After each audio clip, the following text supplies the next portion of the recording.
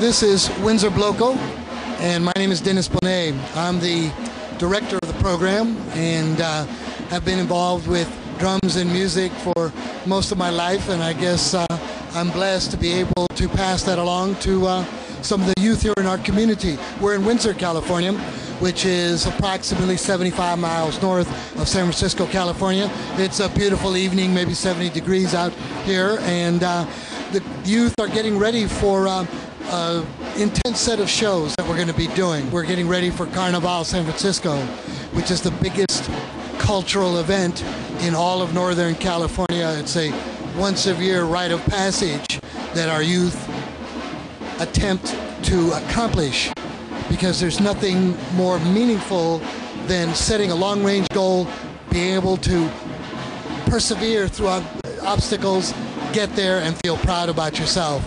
And that's what 4-H is about, and that's what Windsor Bloco is about. This program is not your traditional 4-H program.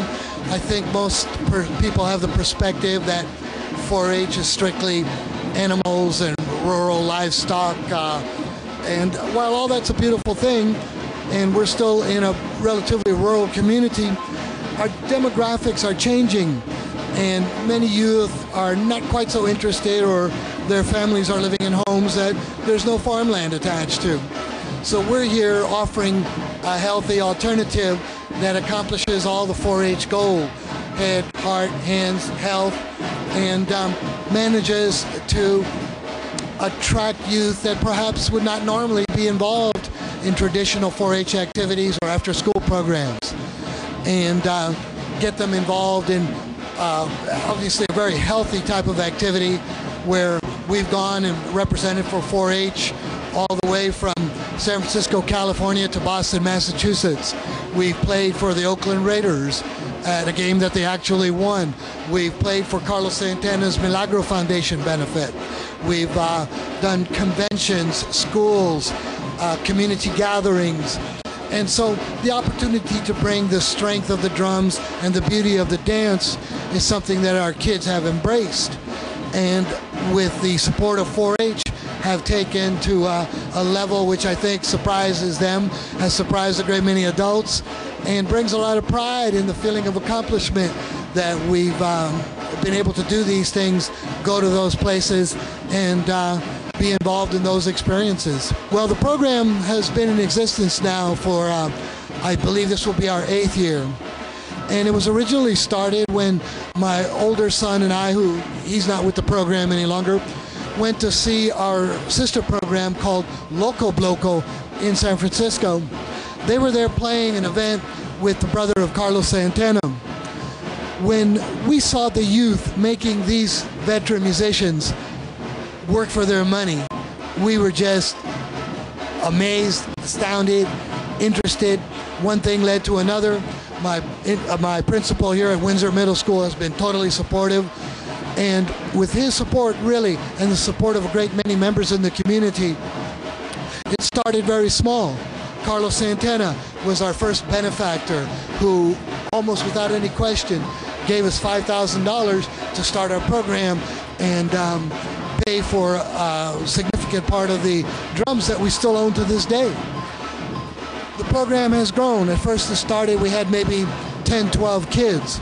This year our enrollment has hit over 60, and every week seems to have a minimum of 50 involved, participating regularly, dancing, and attending events and social gatherings where the Bloco is welcome. Well, basically, we're at the level now where we charge for performances. Our fees range from $150, which covers our expenses, and we've been paid up to $1,000 for performances at different conferences. We're usually priced somewhere near the middle, depending on the event. We always try to make it work. If it's an event like, for example, we're going to an elementary school, Cesar Chavez Health Fair on the 31st, the Roseland Elementary School on Sebastopol Road in Santa Rosa. This is an event that, well, is so dependent on community support that there is no cost. But when an organization can afford to give us a stipend That's how we pay for 80% of our activities, and the kids are quite active during the year. Last year, these youth did over 25 shows. I don't have a count of how many.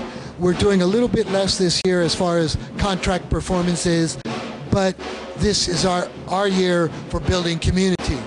So the youth understand that to be involved in the community, because there's so many of us, that there's expenses, gas, food, transportation costs, and they're enthusiastic enough to go, and when we arrange for what we call a contract gig, we round up a crew and there we go.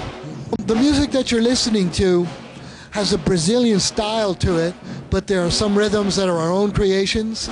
There are music that comes from Puerto Rico, Cuba. We do some rhythms that you'll recognize from the 1950s. So it really is an eclectic blend of the rhythms of the Americas. We have a repertoire now where we can easily play for 45 minutes or an hour and not repeat the rhythms. So we really tailor our performances to what the event is going to be. For parades, it's a different approach. If we're going to be in front of an audience for half an hour, it has to be really varied and interesting, and go from soft rhythms to hard driving rhythms. It might hit some Puerto Rican reggaeton, and then it'll go into some today's hip-hop.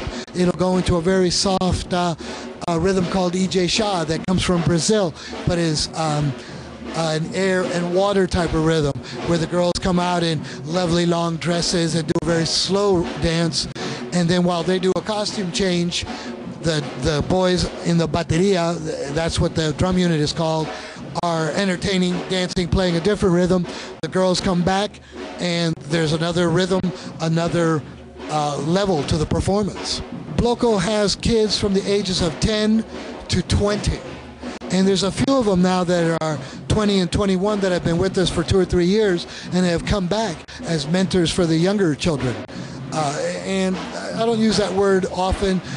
Once youth are 12, 13 years or so, they're starting to think on their own, and they're starting to leave that childhood, and we treat them as young people, treat them with respect, include them in the decisions that are made, what performances we're going to do, the struggle to keep ourselves funded. And so the kids are very much involved in the everyday management of the program.